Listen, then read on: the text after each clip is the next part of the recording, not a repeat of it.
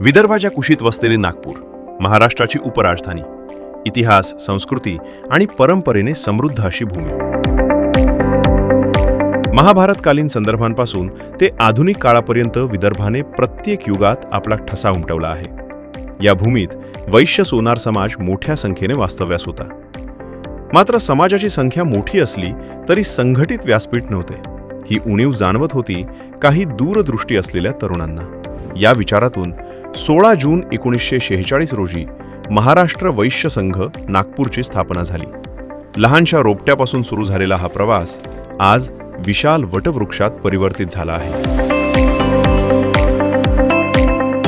समाज संघटन, शिक्षण प्रसार, सामाजिक सुधारणा आणि विद्यार्थ्यांना मदत या चतुसूत्रीवर संस्थेने कार्य सुरू केले.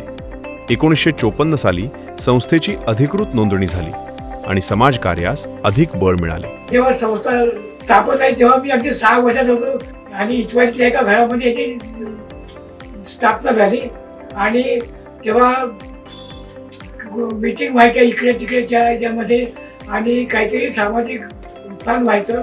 या महाराष्ट्र संघाची स्थापना करण्यामागे तेव्हाच्या ज्या समाज बांधवाचा जो उद्देश होता तो फक्त सामाजिक स्तरावरती काहीतरी आपल्या समाजाच्या लोकांसाठी काहीतरी चांगल्या गोष्टी करता याव्या हाच उद्देश होता आणि त्या उद्देशाला धरून या संस्थेची स्थापना या तेव्हाच्या लोकांनी केली. नागपूरपुरते कार्य मर्यादित न ठेवता संपूर्ण महाराष्ट्रातील समाज बांधवांना जोडण्याचा संकल्प संस्थेने केला. वार्षिक उत्सव, कोजागिरी, गुणगौरव, शिष्यवृत्ती, वधूवर परिचय मेळावे, सामूहिक व्रतबंध, अधिवेशने अशा अनेक उपक्रमांमधून समाजकार्याचा मजबूत पाया रचला गेला. या यशस्वी वाटचालीत अनेक दूरदृष्टी असलेल्या नेतृत्वाचे योगदान लाभले. अनेक ज्ञात अज्ञात कार्यकर्त्यांच्या अथक परिश्रमामुळेच ही संस्था उभी राहिली.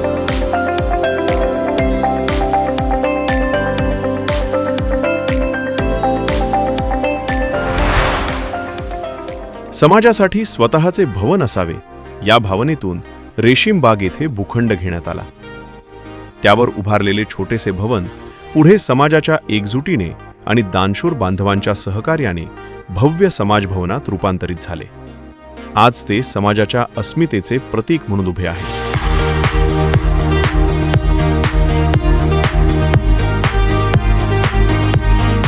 काळानुरूप महाराष्ट्र वैश्य संघाने स्वतःमध्ये बदल स्वीकारले. विविध समित्यांच्या माध्यमातून शिक्षण, महिला सक्षमीकरण, वैद्यकीय मदत, युवक विकास, सांस्कृतिक कार्य, विधी सल्ला, ज्येष्ठ नागरिक उपक्रम आणि समाज भवन व्यवस्थापन अशा अनेक क्षेत्रात कार्य विस्तारले. महिलांसाठी उद्योग, पाककला, भिशी योजना, तर युवकांसाठी सामाजिक सहभाग, विद्यार्थ्यांसाठी प्रोत्साहन, ज्येष्ठांसाठी सहली आणि सन्मान अशा अनेक माध्यमातून संघाने प्रत्येक घटकाला जोडले.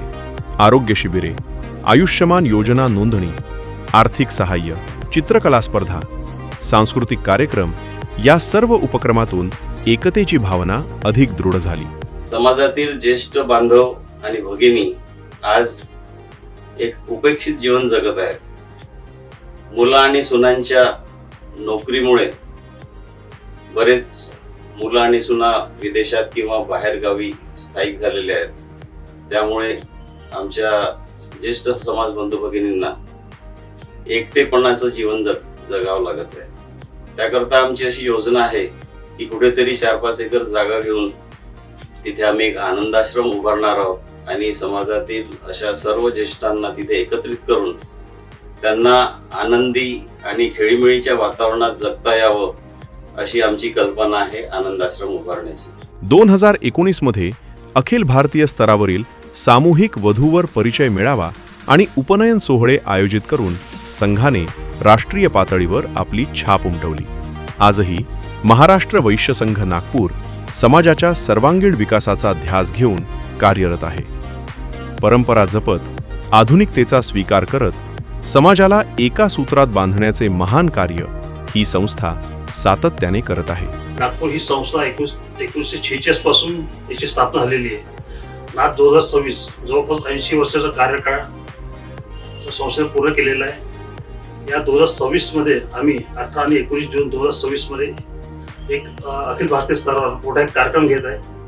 हा कार्यक्रम ज्येष्ठाचा सत्कार, वधूवर मेळावा व बटूंचा उपनयन संस्कार असा 3-in-1 कार्यक्रम आम्ही यावर्षी आयोजित केलेला आहे आणि तोही विविध प्रांतातील लोक या कार्यक्रमाला हजर राहणार आहे. जवळपास 3 ते 4,000 लोक या कार्यक्रम उपस्थित आहेत अशी आमची आशा आहे. यूं ही नहीं मिलती मंजिलें, एक जुनून सा दिल में जगाना होता है. पूछा चिड़िया से कैसे बनाया आशियाना, बोली भरनी पड़ती उड़ान बार बार, तिनका तिनका उठाना होता है. जय महाराष्ट्र, जय महाराष्ट्र वैश्य संघ, जय समाज.